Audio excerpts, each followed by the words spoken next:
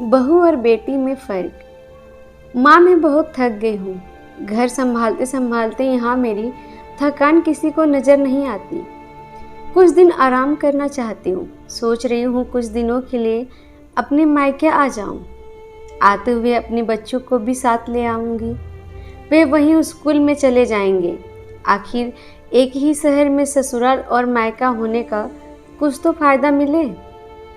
सरला ने फ़ोन पर अपनी माँ से कहा। सुनीता ने दूसरी तरफ से हाँ कहा। हाँ बेटा, जब तेरी इच्छा हो आ जाना, आखिर ये तेरा भी तो घर है। ठीक है माँ, तो मैं कल ही आ जाऊँगी। सरला खुश हो गई। हाँ बेटा, कल आ जाओ, मैं तुम्हारा इंतज़ार करूँगी। अभी मैं फ़ोन रखती हूँ, मुझे मंदिर भी जाना है। सुनीता जी ने फ़ोन रख दिया और सीधे किचन में गई। किचन में खाना बना रही बहू से बोली, अरे सुमन सुनो, कल तुम्हारी ननद आ रही है। आज बाजार जाकर फल सब्जी और मिठाइयाँ ले आना। बेचारी मेरी बेटी ससुराल में नौकरों की तरह काम करती है और उस पर कोई ध्यान ही नहीं देता है। यहाँ आएगी, कुछ दिन रहेगी तो उसका मन और तबीयत अच्छे रहेगा। सास के मुंह से ऐसी बातें सुनकर सुमन का चेहरा उतर गया। वह मन ही मन में सोचने लगी, काश आपको मेरी थकावट भी नजर आती। मैं भी दिन रात झाड़ू पोछा, बर्तन, खाना बनाना, मार्केट जाना और हर वह काम करती हूँ जिससे हमारे परिवार वालों को कोई दिक्कत ना हो। काश आप मुझ पर भी ध्यान दे पाती।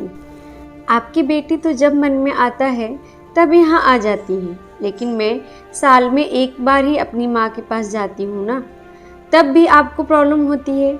मैं भी इंसान हूँ, मेरा भी मन है। मुझे भी लगता है अपनी माँ के पास जाकर थोड़ा आराम करूँ, सुख दुख की दो चार बातें करूँ, अपना मन हल्का करूँ। भगवान अब तुम ही कुछ करो ताकि मेरी सास की आंखें खुले और उसे मेरी थकावट भी नजर आए। शाम तक भगवान ने जैसा सुमन की सुन ही ली और उसकी ननद को फ़ोन आया। ननद ने अपनी माँ से कहा कि उसकी सास ने उसे मायके आने के लिए मना कर दिया, इसलिए इस बार वह नहीं आ सकती। सुनीता जी बोली, ऐसे कैसे मना कर दिया? पहले तो कभी वह तुम्हें आने के लिए नहीं रोकती ही थी, इस बार भला क्या हो गया?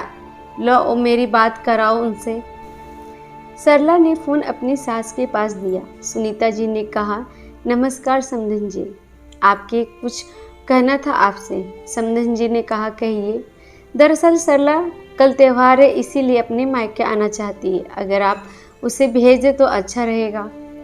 सरला की सास ने कहा, देखिए समधन जी, आपकी बेटी मायके जाकर रहे, इस बात के लिए हमने कभी उसे रोका नहीं है और इस बात से हमें कोई प्रॉब्लम भी नहीं है।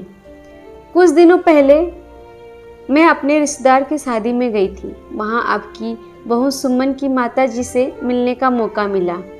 उनसे गपशप करने के दौरान उनकी बातों से पता चला कि सुमन को साल में एक ही बार उनसे मायके भेजा जाता है और वह भी बहुत कम समय के लिए। मुझे लगता है आपको पहले सुमन को उसके मायके भेज देना चाहिए और वह भी जब मायके होकर आएगी तो मैं सरला को आपके पास भेज दूंगी। एक बात ज़रूरी बात है जो मुझे लगता है आपको समझ लेनी चाहिए कि आपको अपनी बहू को भी बेटी की तरह या बेटी से ज़्यादा प्यार देना चाहिए। उसे भी मायके जाने की इच्छा होती होगी। हो सकता है सरला का वहाँ आने से उसकी आवभगत करने के लिए आप उसे मायके भी नहीं भेजती होंगी, या फिर वह आपसे कुछ कहने से भी डरती हो।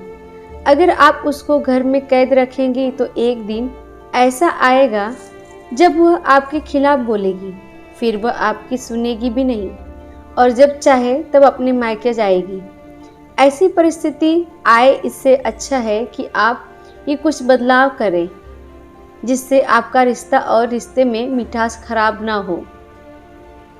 सुनीता जी को अपने समधन के हर एक शब्द में सच्चाई नजर आई। उन्होंने महसूस किया कि उन्हें अपनी बेटी के प्यार में अंधे होकर कभी भी अपनी बहू के मन का विचार नहीं किया। उन्होंने हमेशा ही अपनी बेटी को अपने बहू से ऊपर रखा।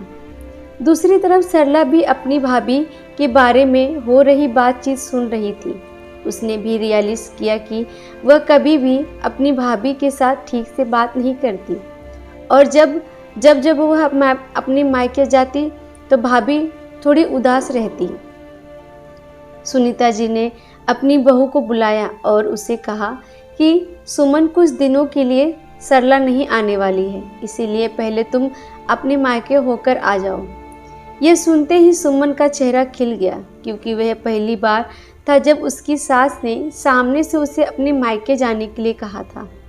अगले दिन सुमन अपने मायके गई और इस बार 1 या 2 दिन की नहीं, पूरे हफ्ते भर रहकर आई। अपने माँ बाप से, अपने रिश्तेदारों से मिलकर आई और जब वो लौट कर आई तो उसका चेहरा खिला हुआ था, उसकी आंखों में चमक रही थी। सुमन के आने के बाद सरला भी अपने मायके आई और इस बार वह खुद से सामने अपनी भाभी से खुशी खुशी मिली और अच्छे से बात भी की। सरला ने अपनी माँ से बात करके उन्हें भी अच्छे से समझाने की मदद की कि वह कहीं न कहीं सुमन के साथ गलत व्यवहार कर रहे थे। दूसरी तरफ सुमन ने अपने ससुराल वालों के बदले रवैये से बहुत खुश थी। वह खुशी खुशी सबका ध्यान रख रही थी। वह हर काम प्यार से करती। वह ध्यान रखती कि कोई ऐसी बात या काम न करे जिससे घर में तनाव का माहौल पैदा हो। सुनीता जी अपनी बहू को खुद ही समय समय पर मायके भेज दिया करती। एक छोटे से बदलाव ने सास बहू और भाभी ननद के बीच की कड़वाहट को दूर कर दिया और रिश्तों को भी और भी ज़्यादा मिठास और मजबूत कर दिया। उम्मीद है आपको ये वीडियो बेहद ज़्यादा पसंद आई होगी। अगर आपको ये वीडियो पसंद आई तो प्लीज़ लाइक करें और चैनल को सब्सक्राइब कर लीजिए। थैंक यू फॉर वॉचिंग और अपने दोस्तों को शेयर करना ना भूलें।